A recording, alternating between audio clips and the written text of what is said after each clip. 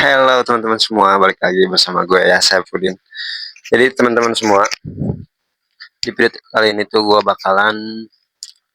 tuh sedang bertanya-tanya ya, apa penyebab orang-orang tuh membenci sesama manusia.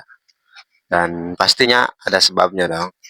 Dan ini adalah hal-hal yang umum atau hal-hal yang sering membuat manusia benci kepada manusia lainnya.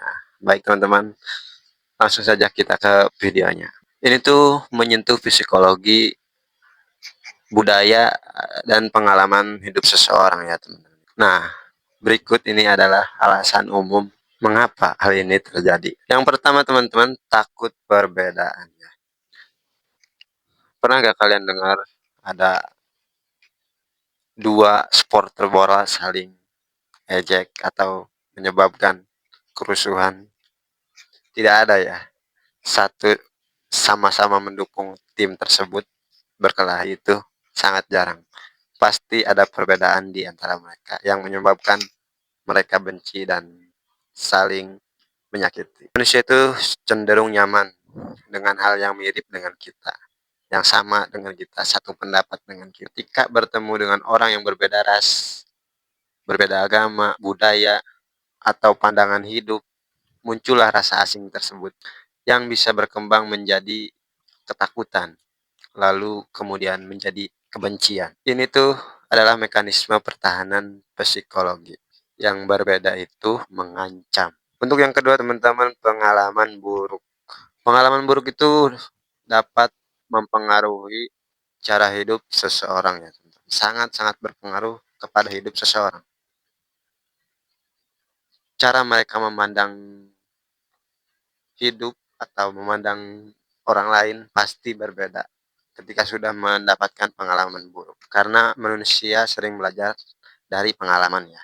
Bahkan bahkan satu pengalaman yang menyakitkan bisa mengubah seluruh cara seseorang mempercayai, mencintai, atau bersikap, teman-teman.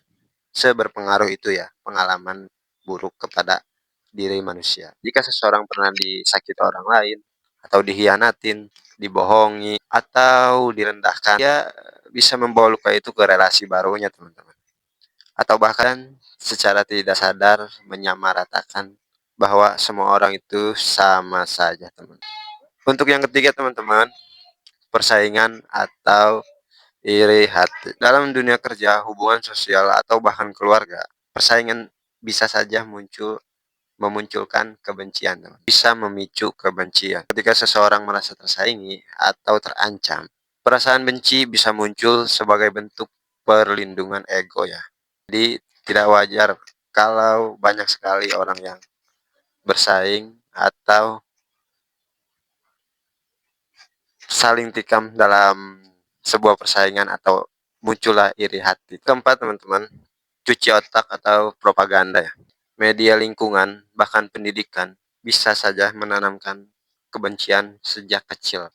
Misalnya tumbuh di lingkungan yang rasis, atau misalnya diajari untuk membenci kelompok-kelompok tertentu ya. Nah, maka dari itu penting sekali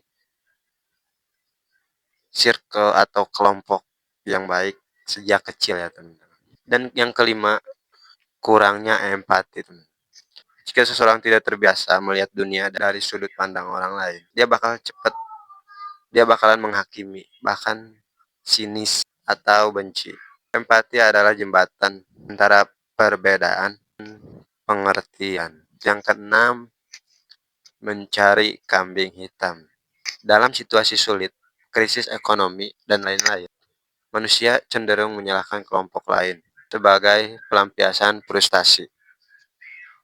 Tapi tapi sebaliknya, manusia juga punya kemampuan mencintai dan berbalas kasih yang luar biasa.